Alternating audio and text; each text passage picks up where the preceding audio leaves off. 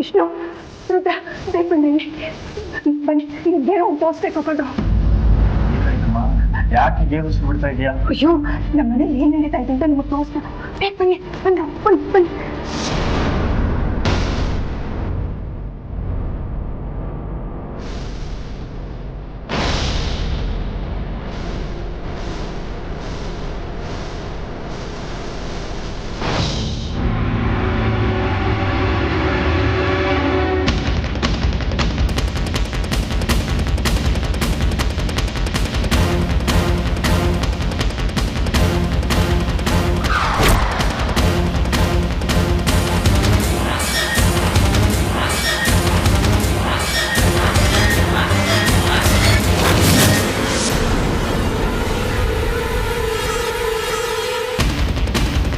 ಇದರಲ್ಲಿ ಏನಮ್ಮ ವಿಶೇಷತೆ ಇದೆ?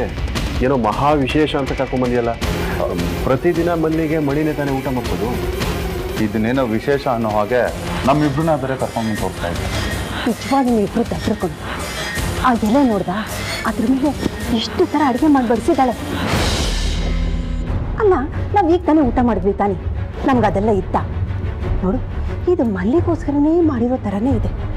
ಅಂದರೆ ನೀನು ಹೇಳ್ತಾ ಇರೋದು ಮಣಿ ಒಂದು ಕಣ್ಣಿಗೆ ಬೆಣ್ಣೆ ಒಂದು ಕಣ್ಣಿಗೆ ಸುಣ್ಣ ಮಾಡ್ತಾಳೆ ಅಂತಾರ? ಹೌದು ಕಣೋ, ಅಲ್ಲಿ ಮಾಡಿರೋ ಪದಾರ್ಥಗಳೆಲ್ಲ ಮಲ್ಲಿಗೋಸ್ಕರನೇ. ಅದು ಅಲ್ಲದೆ ಆ ಪದಾರ್ಥಗಳು ಪರಮೇಶ್ವರನಿಗೆ ತುಂಬ ಪ್ರಿಯವಾಗಿತ್ತು. ನಮ್ಮ ಪರಮೇಶ್ವರನಿಗೆ ತುಂಬ ಪ್ರಿಯವಾಗಿರೋ ಅಡಿಗೆನ?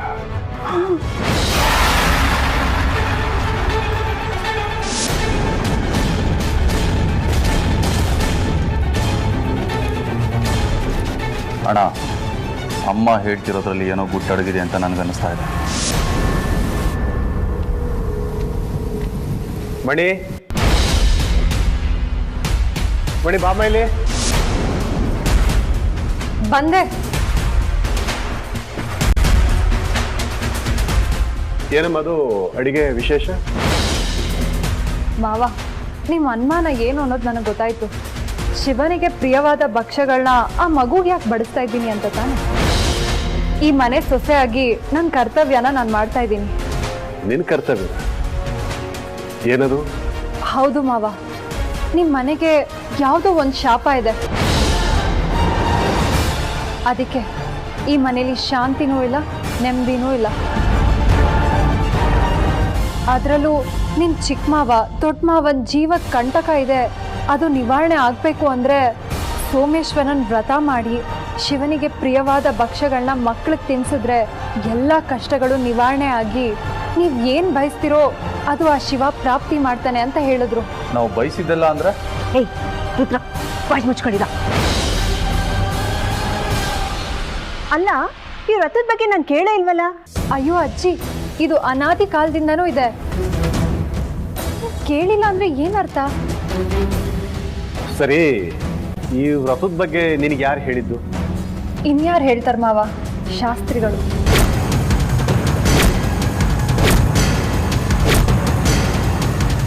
ಹೌದು, ನೀನು ಯಾವಾಗ ಶಾಸ್ತ್ರಿಗಳನ್ನ ಭೇಟಿಯಾದೆ?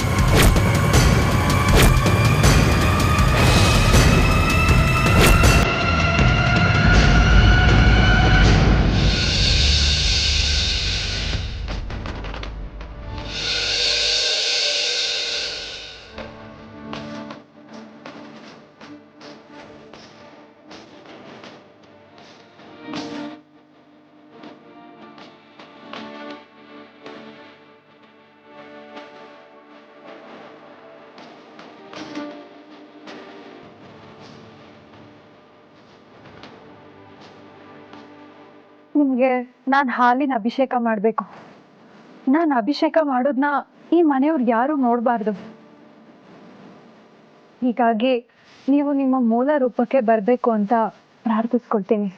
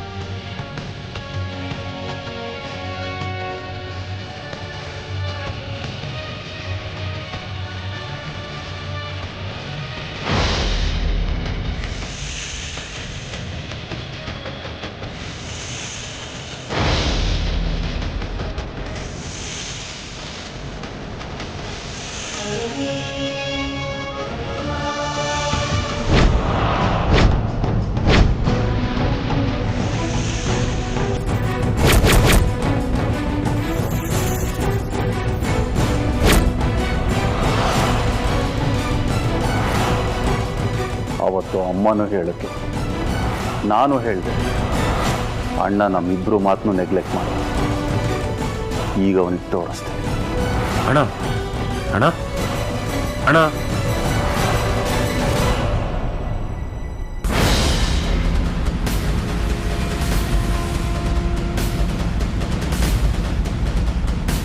ರುದ್ರ ಕೊಟ್ಟಿದ್ದಾನಲ್ಲ, ಅದು ಬೆಳಗ್ಗೆ ಬೆಳಗ್ಗೆ ಅಣ್ಣ ಅಣ್ಣ ಅಂತ ಕೂತಿದ್ದಾನೆ. ಅದು ಇಷ್ಟು ಜೋರಾಗಿ ಏನಾಯ್ತು? ಏನೋ ರುದ್ರ ಬಾಯಿಲೆ ಹೇಳ್ತೀನಿ. ಏನೋ ನಿಂದು ಬೆಳಗ್ಗೆನೆ ನನ್ನ ಬಾಯಾರಿ ಕೇಳೋದಕ್ಕಿಂತ ನಿನ್ನ ಕಣ್ಣರೇ ನೋಡುವಂತೆ ಬಾ. ಅಯ್ಯೋ ಸುಮ್ಮನೆ ಬೆಳಗ್ಗೆ ನಿದ್ದೆ ಹಾಳು ಮಾಡ್ಬಿಡಪ್ಪ. ಅದೇನೋ ಹೇಳ್ತಿಲ್ಲ. ನೀನು ಬಾ. ಎಲ್ಲಿಗೋ ಬರ್ತೀನಿ ಬಿಡ.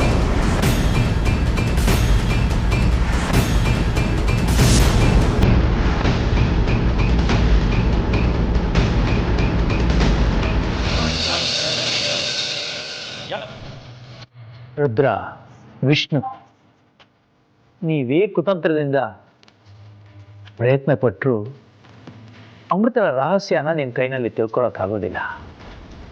ಯಾಕೆಂದರೆ ಸಾಕ್ಷಾತ್ ಪರಶಿವನೇ ಅವನ ಸಹಾಯಕ್ಕಾಗಿ ನಿಂತ್ಕೊಂಡಿದ್ದಾನೆ. ಅವನ ಆನತಿ ಅಪ್ಪಣೆ ಆಜ್ಞೆಯಂತೆ ನಾನು ಅಮೃತಳಿಗೆ ರಕ್ಷಕನಾಗಿ ನಿಂತ್ಕೊಂಡಿದ್ದೀನಿ. ನಾನು ಎಲ್ಲಿವರೆಗೂ ಅಮೃತಳಿಗೆ ರಕ್ಷಕನಾಗಿ ನಿಂತ್ಕೊಂಡಿರ್ತೀನೋ ಅಲ್ಲಿ ತನಕ ನೀವು ಅಮೃತಳಿಗೆ ಏನು ಮಾಡೋಕ್ಕಾಗೋದಿಲ್ಲ.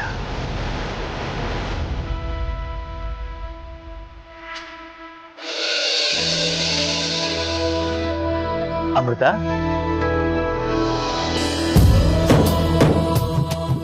ಶಾಸ್ತ್ರಿಗಳೇ, ನೀವು ಇಲ್ಲಿ? ಸಮಯಕ್ಕೆ ಸರಿಯಾಗಿ ಸಹಾಯಕ್ಕೆ ಬರೋದು ನನ್ನ ಕರ್ತವ್ಯ ಅಲ್ವಾ? ಸದ್ಯಕ್ಕೆ ನಾನು ನಿಮ್ಮಿಂದ ಯಾವ ಸಹಾಯನೂ ನಿರೀಕ್ಷೆ ಮಾಡಿರಲಿಲ್ಲ.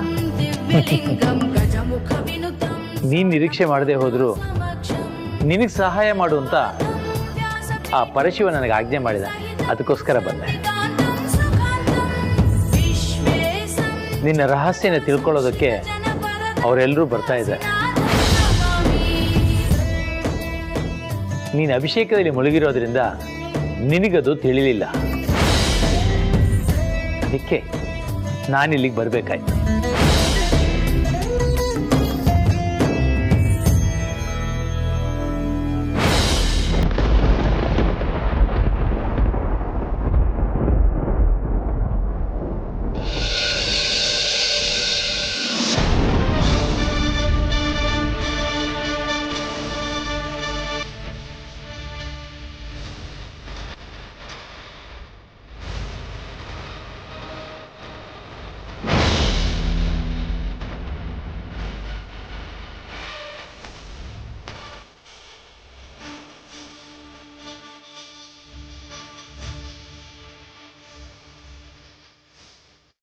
ಏನು ವಿಶೇಷನೋ? ಏನೋ ಭಾರಿ ವಿಶೇಷ ಇದೆ ಅನ್ನೋ ಹಾಗೆ ಅಷ್ಟೊಂದು ಗಾಬರಿಯಿಂದ ಕರ್ಕೊಂಡ್ಬಂದಿಯಲ್ಲೋ? ಏನಿದು? ಅಲ್ಲಣ್ಣ, ಅದು ಏನಲ್ಲ ಅಣ್ಣ, ಏನೋ ನೀನು ಅಮ್ಮನ ಥರ ರಾಗಿ ಹೇಳೋಕೆ ಶುರು ಮಾಡ್ಕೊಂಬಿಟ್ಟಿಯಾ? ಅಲ್ಲ, ಏನಾಗಿದೆ ನಿಮ್ಮಿಬ್ಬರಿಗೆ? ನಿಜಕ್ಕೂ ನನಗೆ ಗೊತ್ತಾಗ್ತಿಲ್ಲಪ್ಪ ಯಾಕೆ ಹಿಂಗೆ ನಡ್ಕೊಳ್ತಿದ್ದೀರಾ ನೀವು ಅಂತ. ಮಣಿ, ಏನಾಗಿದೆ ನಿನಗೆ? ಮೊದಲಿನ ಯಾಕೆ ಇಲ್ಲಿ ಕೂರಿಸಿ ಸ್ನಾನ ಮಾಡ್ತಿದ್ಯಾ? ಮನೇಲಿ ಬಚ್ಚಲಿಲ್ವಾ? ಓಹೋ, ಇದು ಶಾಸ್ತ್ರಿಗಳೇ ಹೇಳಿದ್ರಾ ಅವಳನ್ನ ಕರ್ಕೊಂಬಂದು ಸ್ನಾನ ಮಾಡಿಸು ಅಂತ? ಹೌದು ಅಜ್ಜಿ. ಬನ್ನಿ, ನಿಮ್ಮ ವಸ್ತ್ರನ ಬದಲಾಯಿಸ್ತೀನಿ.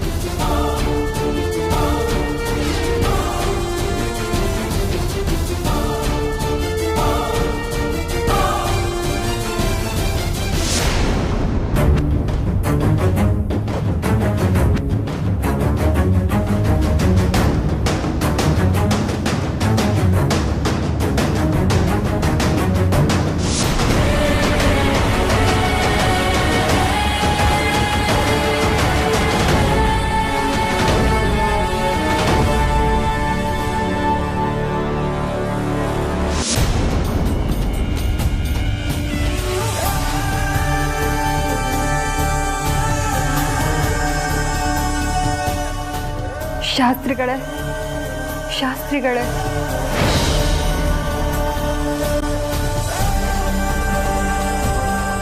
ತುಂಬ ಧನ್ಯವಾದಗಳು ಶಾಸ್ತ್ರಿಗಳೇ. ಧನ್ಯವಾದನ? ಯಾಕಮೃತ? ಅವ್ರಗಳಿಂದ ನನ್ನನ್ನು ಕಾಪಾಡಿದ್ದಕ್ಕೆ. ಶಿವನ ನಂಬಿದ ಭಕ್ತರನ್ನ ಅವನ ಅಪ್ಪಣೆಯಂತೆ ಕಾಪಾಡೋದು ನನ್ನ ಕರ್ತವ್ಯ ಅಮೃತ.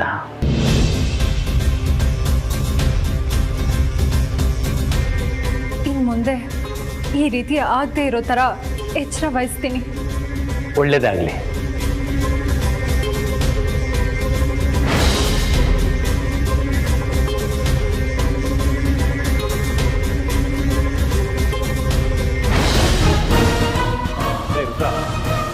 ಏನಾಗಿದೆ ನಿಮ್ಗೆ?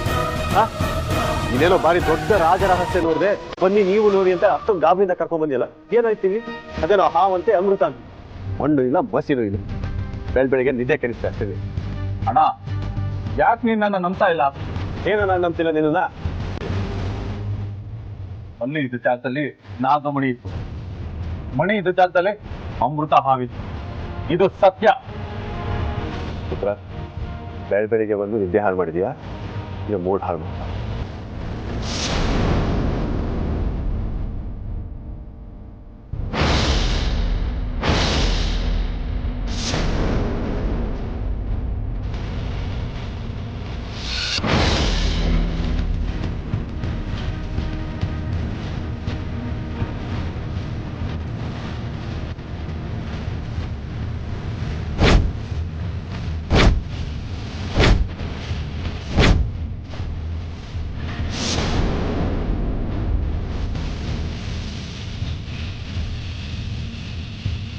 ನೋಡಿದ್ಯಾ, ನನ್ನನ್ನೇ ನೀನು ನಂಬ್ತಾ ಇರ್ಲಿಲ್ಲ.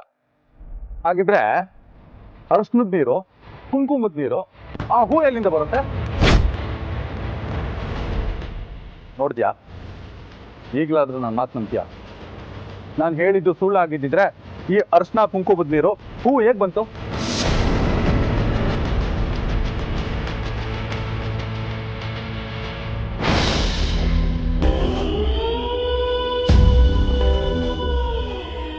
ಈಗಲಾದ್ರೂ ನಂಬ್ತೀಯಾ ನಾನು ಹೇಳಿದ್ದು ಸತ್ಯ ಅಂತ?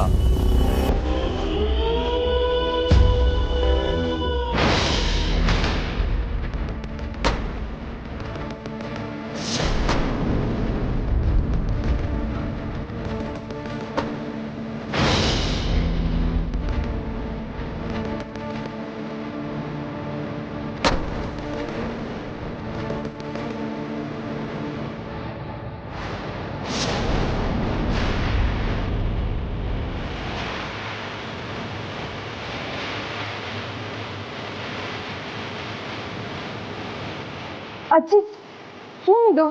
ಈಗೆಲ್ಲ ಬಾಗಿಲು ಕಿಟಕಿಗಳನ್ನೆಲ್ಲ ಮುಚ್ತಾ ಇದ್ದೀರಾ? ಏನಾದರೂ ಅಪಾಯ ಇದೆಯಾ? ನಮಗಿರೋ ಭಯ ಅಪಾಯ ಏನು ಅಂತ ಹೇಳೋದು? ಯಾಕಜ್ಜಿ ಅಂತ ಆತಂಕ? ಏನು ಏನು ಅಂತ ಇನ್ನು ಸ್ವಲ್ಪ ಹೊತ್ತಲ್ಲಿ ನಿನಗೆ ಗೊತ್ತಾಗುತ್ತೆ. ಹೋಗಿ ನಿನ್ ಕೆಲಸ ನೋಡು. ಹೋಗು ಅಂತ ಹೇಳಿದೆ ತಾನೆ, ಹೋಗು.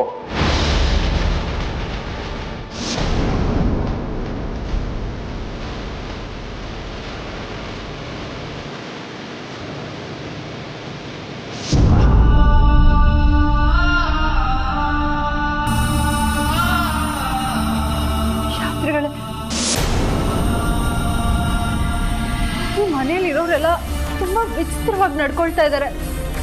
ಈ ಮನೆ ಬಾಗ್ಲು ಕಿಟಕಿಗಳನ್ನೆಲ್ಲ ಮುಚ್ತಾ ಇದ್ದಾರೆ. ಯಾಕೆ ಅನ್ನೋದೇ ಗೊತ್ತಾಗ್ತಾ ಇಲ್ಲ. ಅಮೃತ, ನಿನಗೆ ನಾಗಮಣಿಗೆ ಭೈರವನಿಂದ ಅಪಾಯ ಇದೆ. ನೀವಿಬ್ಬರು ಆ ಮನೆಯಿಂದ ಮೊದಲು ಹೊರಗೆ ಬನ್ನಿ. ಯಾಕೆ ಅಂದರೆ ಭೈರವ ಆ ಮನೆ ಕಡೆ ಬರ್ತಾ ಇದ್ದಾನೆ. ಅವನು ಮನೆ ಒಳಗಡೆ ಬಂದರೆ ನಿನ್ನ ಮೇಲೆ ಪ್ರಹಾರ ಮಾಡಿ ನಾಗಮಣಿಯನ್ನು ತನ್ನ ವಶಕ್ಕೆ ಪಡ್ಕೊಳ್ಳೋ ಸಾಧ್ಯತೆ ಇದೆ. ಈಗ ಏನ್ ಮಾಡೋದು ಶಾಸ್ತ್ರಿಗಳೇ? ಹೇಗಾದರೂ ಮಾಡಿ ಆ ಮನೆಯಿಂದ ಮೊದಲು ನೀವಿಬ್ರು ಹೊರಗಡೆ ಬನ್ನಿ. ಅದೊಂದೇ ಉಪಾಯ.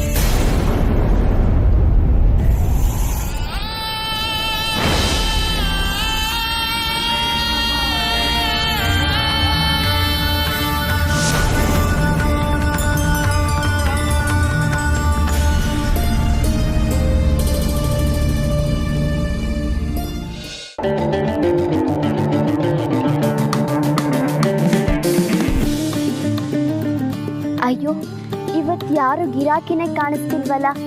ತಂದಿರೋ ಹೂವೆಲ್ಲ ಹಾಗೆ ಇದೆ. ಮನೆಗೆ ಹೋದ್ರೆ ಅಮ್ಮ ಬೈತಾರೆ, ಇಲ್ಲಾಂದ್ರೆ ಹೊಡೆದ್ರು ಹೊಡಿಬೋದು. ಏನ್ ಮಾಡೋದು? ಹಾ, ಮನೆಗೂ ಹೋಗಿ ಹೂವು ಕೊಡ್ತೀನಿ. ಆಗ ಹೂವು ಬೇಗ ಖಾಲಿ ಆಗುತ್ತೆ.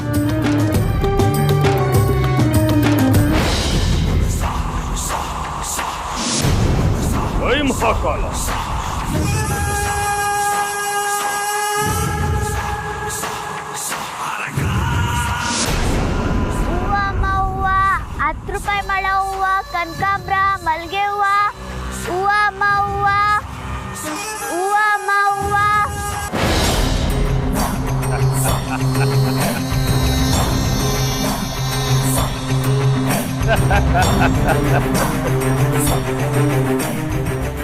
ಮೋಸಕ್ಕೆ ಮೋಸ, ವೇಷಕ್ಕೆ ವೇಷ ಅನ್ನೋದು ಜಗತ್ತಿನ ನಿಯಮ. ಆ ನಿಯಮರ ಮೀರಿ ಹೋಗೋನ್ನ ಜಾಣ ಅನ್ನಲ್ಲ, ಮೂರ್ಖ ಅಂತಾರೆ. ಯಾವ ಮೋಸದಲ್ಲಿ ಅವರೆಲ್ಲ ನನ್ನ ಜೊತೆ ಕಣ್ಣ ಮುಚ್ಚಾಲೆ ಆಡ್ತಾ ಇದ್ದಾರೋ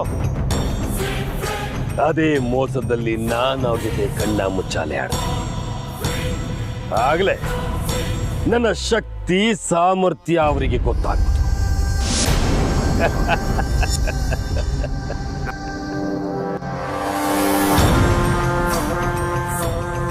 ಅಮ್ಮ, ಅಮ್ಮ, ಹೂವು. ಹೂ ಏನ್ ಬೇಡ, ಹೋಗಮ್ಮ.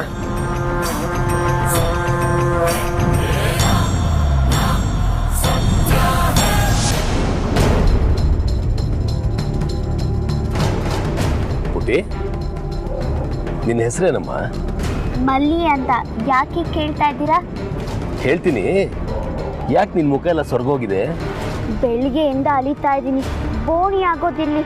ಒಬ್ರು ಹೂ ಎಷ್ಟಮ್ಮ ಅಂತಾನೂ ಕೇಳಿಲ್ಲ. ಹೌದಾ?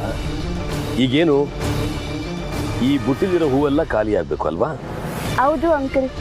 ಈ ಹೂವನ್ನೆಲ್ಲ ನಾನೇ ತಗೊಂಡು ದುಡ್ಡು ಕೊಡ್ತೀನಿ, ಸರಿನಾ? ನಿಜವಾಗ್ಲೂ? ಆದ್ರೆ ಏನು? ನೀನು ನನ್ನ ಜೊತೆ ಬರಬೇಕು. ಎಲ್ಲಿಗೆ ಅಂಕಲ್? ಇಲ್ಲೇ ಇವತ್ತು ನನ್ನ ಪರಿಚಯಸ್ಥರೊಬ್ಬರ ಮನೆಯಲ್ಲಿ ಪೂಜೆ. ನೀವು ನನ್ನ ಹತ್ರ ಇರೋ ಹೂವೆಲ್ಲ ತಗೋತೀನಿ ಅಂದ್ರೆ ನೀವೆಲ್ಲಿ ಕರೆದ್ರೂ ನಾನು ಬರ್ತೀನಿ. ಬಾ ಹೋಗೋಣ.